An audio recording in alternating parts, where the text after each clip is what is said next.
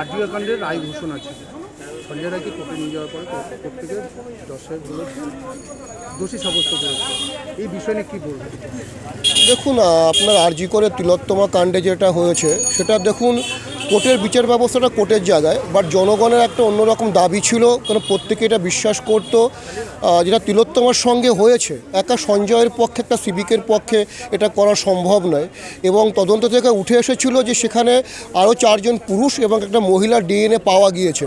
তো ওই 4 জন পুরুষকে, ওই মহিলাটাকে, এটা এখন পর্যন্ত প্রকাশ্যে বা সামনে আসেনি।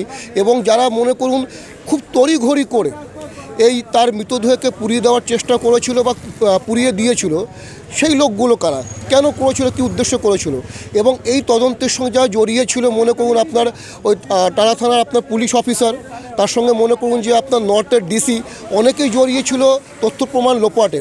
তা আমার যেটা মনে হয় এটা একটা এমন বিষয় হয়ে গেল যে সঞ্জয় একটা দুর্বল মানুষ ছিল, তার কাঁধে বোঝা চাপিয়ে দিয়ে সরকার এবং আপনার মনে করুন দোষীরা বেঁচে গেল। আমার মনে হয় যে অ্যাকচুয়াল যা দোষী ছিল, যারা ক্রাইমটাকে আপনার কমিট করেছে, তারা সাজা পায়নি, যার ফলে একটা সঞ্জয়ের কাঁধে দোষ চাপিয়ে দেওয়াটা, এটা একটা মনে হয় যে আপনার বিচারের নামে প্রহসন হয়েছে, এবং মনে হয় তিলোত্তম সঠিক বিচারটা পায়নি।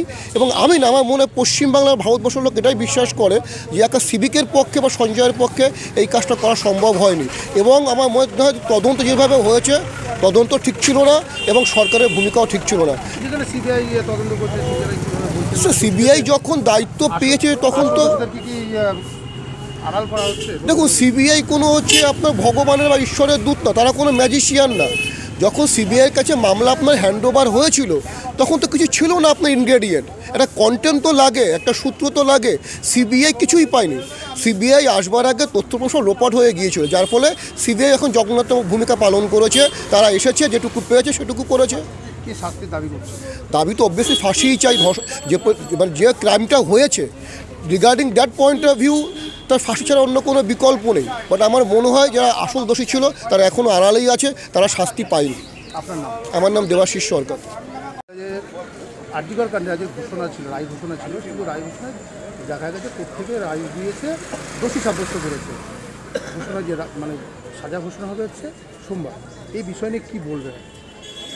আমার যেটা মতামত, যে আমাদের আইন ব্যবস্থা রয়েছে সেটায় যতদূর মানে যতটা কঠোর শাস্তি হয় সেটাই ওর পাওয়াটা উচিত। কারণ যে মানে শুধু ওই সঞ্জয় বলে নয়, এরকম যারা কালপ্রিট আছে মোটামুটি সবাইকে এরকম শাস্তি পাওয়া উচিত, সবারই। ঠিক আছে, শুধু সঞ্জয় বলে নয়, যারা যারা মেয়েদের অসম্মান করছে বা রাস্তায় অন্যায় করছে, বা মানে আমরা রাস্তাঘাটে মেয়েরা চলাফেরা করছি, যেভাবে অন্যায়গুলো চলছে, সবারই এরকম শাস্তি হওয়া উচিত। আর সেই শাস্তিটাই আই হোপ আমাদের যে জাস্টিস আছেন তিনি দেবেন। দিয়াশা সাহা। ঘটনা যেটা ঘটেছে, সঞ্জয় রায়কে দোষী সাব্যস্ত করেছে, বিষয়টা কীভাবে দেখছে? দেখুন, আইনজীবী হওয়ার আগে আমি একজন মহিলা, আর আমাদের মহিলাদের উপর যেভাবে অত্যাচার হচ্ছে, তো এই যারা এই দোষটা করেছে বা যারা কালপ্রিটস আছে, এরকম কালপ্রিটসদের প্রথমেই উচিত হচ্ছে যে ভারতীয় দণ্ডবিধি অনুযায়ী, বা আপনি এখন বিএনএস যদি ধরেন, তো এই মানে রেয়ারেস্ট অফ রেয়ারেস্ট যে সাজাটা আমাদের হয় ফাঁসি, ওর ফাঁসি হওয়াই উচিত। যারা মহিলাদের উপর এরকমভাবে অত্যাচার করবে, মহিলাদেরকে যতটা পারবে মানে যতটা নিচুভাবে যতটা দেখে প্রত্যেকটা মানুষ, বা মানুষ বলতে পারবেন, বা যারা এরকম মাথায় যাতে সমস্যা আছে, তাদেরকে সবসময় শাস্তি ছাড়া আর কিছু এর মধ্যে বলা যাওয়া যায় না। শাস্তিটাই আগে পাওয়া উচিত, আর সেটা হবে ফাঁসি। দেখুন, এটা যদি বলতে যাই তাহলে অনেক রকমের কোয়েশ্চেন এসে দাঁড়াবে। সঞ্জয় রায়ের পক্ষে একা করা সম্ভব কিনা আমি জানি না, যদি তার সঙ্গে কেউ যদি যুক্ত হয়ে থাকে, তো এটা মেন কথা দরকার যে পুলিশরাও সঠিকভাবে আগে সহযোগিতা করেনি। তো পুলিশদেরও তো দোষ তো অবশ্যই আছে, আর পুলিশদের যারা সাহায্য করেছে জিনিসটা লুকানোর জন্যে, তাদেরও দরকার যে ঠিকঠাকভাবে সহযোগিতা করা। আর আমাদের বিচারের উপরে আগে জানতে হবে, বিচারের উপরে আমরা সবসময় চোখ বন্ধ করে বিচার ব্যবস্থার উপরে থাকবো, যাতে তারা সঠিক বিচারটা দেয়। অ্যাডভোকেট অন্বেষা মণ্ডল।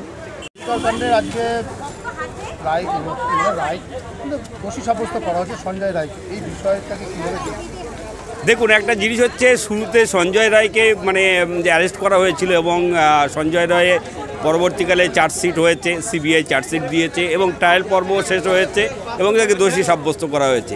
যেহেতু এটা পশ্চিমবঙ্গবাসীর একটা ভাবাবেগের সঙ্গে জড়িয়ে আছে, সুতরাং পশ্চিমবঙ্গের শুধু একটা মানুষ না, অনেক মানুষ যারা সাধারণ মানুষ, লেম্যান হোক আর মানে এলিট সোসাইটির মানুষ হোক, প্রতিটা মানুষের ভাবাবেগ যেখানে জড়িয়ে আছে এবং আইনের যে সর্বোচ্চ সাজা, অর্থাৎ এই কেসের সর্বোচ্চ সাজা হচ্ছে ফাঁসি। এবং আমরা আইনজীবী হিসেবেও চাইব যে সঞ্জয় রায়ের ফাঁসির অর্ডার হোক। এটা কি সঞ্জয় রায়ের পক্ষে একার পক্ষে করা কি সম্ভব বলে মনে করেন? একটা জিনিস হচ্ছে, এই ব্যাপারে তদন্তের ব্যাপারে কোনো আইনজীবী হিসেবে আমি বলতে পারি না যে এই তদন্ত সঞ্জয় রায় একা ঘটিয়েছিল না এর একের অধিক আসামি ছিল। যেহেতু সিবিআই ভারতের তদন্তকারী যত সংস্থা আছে সবচেয়ে হায়েস্ট তদন্তকারী সংস্থাকে সিবিআই বলা হয় এবং সেন্ট্রাল ইনভেস্টিগেশন ব্যুরো, যার ফুল ফর্মে বলা হয়, সেই তদন্তকারী সংস্থা তদন্ত করেছে। সুতরাং তদন্তের ক্ষেত্রে যদি গাফিলতি থেকে থাকে তাহলে সেটা তো আলাদা ব্যাপার, মানে সেখানে ডিফ্যাক্টো কমপ্লেনেন্ট অপরচুনিটি ছিল রিইনভেস্টিগেশনের, সেটা আপনার ফ্রেমিং চার্জ অর্থাৎ চার্জ ফ্রেম করার পরে সেটা করতে পারতো, করেনি। সুতরাং ব্যাপারটা হচ্ছে এখন মেনে নেওয়া ছাড়া আর কিছু করার নেই এই মুহূর্তে। কিন্তু আমি বলবো যে সঞ্জয় রায় যেহেতু শুরুতেই ছিল এই কেসে এবং তাকেই মানে মেন কালপিট ধরা হয়েছে, তাকে দোষী সাব্যস্ত করেছে আদালত, সুতরাং তার সর্বোচ্চ যে সাজা, যাবজ্জীবন নয়, অর্থাৎ সর্বোচ্চ সাজা যেটা ফাঁসি, সেটা ফাঁসির হোক, এটাই আমি চাই। আমার নাম এজামান, আমি আইনজীবী, বারাসাত জেলা আদালত। আজকে আরজিকর কাণ্ডে রায় ঘোষণা ছিল, সেখানে দোষী সাব্যস্ত করেছে সঞ্জয় রায়কে, এই বিষয়টাকে কীভাবে দেখছেন? আরজিকর কাণ্ডটা একটি নৃশংসতম কাণ্ড। আজকে রায় ঘোষণা হয়েছে, সোমবার দিনকে মহামান্য আদালতে সাজা ঘোষণা আছে। আমরা চাই এই ঘটনার সর্বোচ্চ সাজা হোক এবং এই নৃশংসতম ঘটনা যেন পুনরাবৃত্তি না হয় এবং এমন সাজা ঘোষণা হোক যেন হচ্ছে সমাজের পক্ষে যেন এটি একটি দৃষ্টান্তমূলক হয়ে থাকে। কি সাজা চাইছে? সর্বোচ্চ সাজা, ভারতীয় দণ্ডবিধি যেটা এখন সর্বোচ্চ সাজা আছে ফাঁসি, সেটা আমার মতন সমস্ত ভারতীয় নাগরিকরা, তথাপি বিশ্বের নাগরিকরা যারা এই ঘটনায় হচ্ছে দেখেছে এবং রাত জেগেছে, সর্বোপরি আমরা আইনজীবীরাও এটাই চাইছি, ফাঁসি হোক।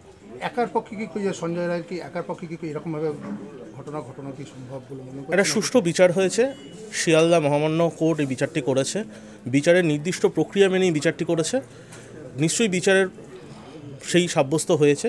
তো যেখানে সাবজুডিস একটা ম্যাটার আছে, এই বিষয়ে কোনো কথা বলাটা উচিত হবে না। মহামান্য বিচারক নিশ্চয়ই হচ্ছে সমস্ত কিছু তথ্য প্রমাণিত অনুসন্ধান করেই মানে রায়টি ঘোষণা করেছে। কি নাম? আমার নাম অরিজিৎ রায়, পেশায় আমি আইনজীবী, বারাসাত কোর্ট। রায় ঘোষণা ছিল আরজিকর কাণ্ডে, কিন্তু কোর্ট থেকে তাকে দোষী সাব্যস্ত করা হচ্ছে সঞ্জয় রায়কে, কি বলবেন এই বিষয়ে? হ্যাঁ, শাস্তি পাক, যারা অন্যায় করেছে তারা তো শাস্তি পাওয়াটাই দরকার। সঞ্জয় রায়কে কেন দোষী সাব্যস্ত করা হচ্ছে? কিছু কি অন্য কারোকে হাত আছে বলে মনে করছেন?